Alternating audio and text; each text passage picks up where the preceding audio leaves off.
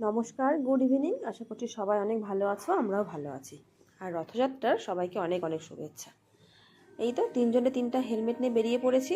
ভাবলাম ঘরে বসে না থেকে একটু বাইরে থেকে ঘুরে আসি, ভালো লাগবে। আসলে শরীরটাও খুব একটা ভালো নেই, বেরোতে ইচ্ছে করছিল না, তো হাজব্যান্ড বলছিল যে চলো বাইরে থেকে ঘুরে আসি, ভালো লাগবে। এই দেখো তিনজনে বসে পড়েছি। আর মাম্মা কিন্তু হেলমেট পরে বেশ কমফোর্টেবল। প্রথমে ভাবছিলাম ও হয়তো হেলমেটটা পরতেই চাইবে না, কিন্তু ও হেলমেট পরে কিন্তু বেশ কমফোর্টেবল। আর এই দেখো জগন্নাথের দর্শনও হয়ে গেল এখানে। কিন্তু নেমে দড়ি টানা একদম সম্ভব না, মানে যে একটু রথটা টানবো, এত জ্যাম এখানে না। আর রথটা যাচ্ছে ওই পাশের রাস্তাতে। তো যেখানে যাচ্ছি সেখানে দেখি যে রথ যদি ওখানে যায়, ওখানে জানি যে অনেক ওখানে রথ টানে, মানুষ রথ নিয়ে আসে, তো ওখানে রথ টানবো।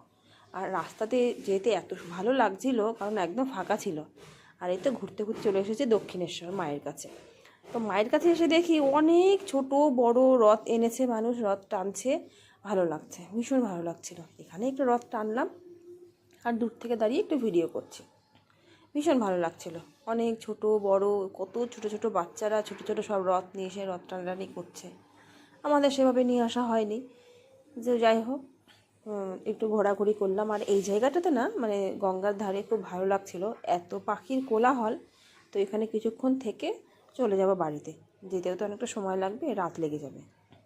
আর খুবই সুন্দর লাগছিল, একদম মনোরম পরিবেশ। একটু লোকের কোলাহল ছিল, আর পাখিরা এত ডাকাডাকি করছিল, ভীষণ ভালো লাগছিল।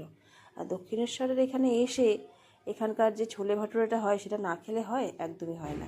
এই ছোলে ভাটুরেটার টেস্ট কিন্তু একটু আলাদাই, দারুণ লাগছিল খেতে। কিন্তু এত বড় বড় দিয়েছে, আমি খেতে পাচ্ছিলাম না।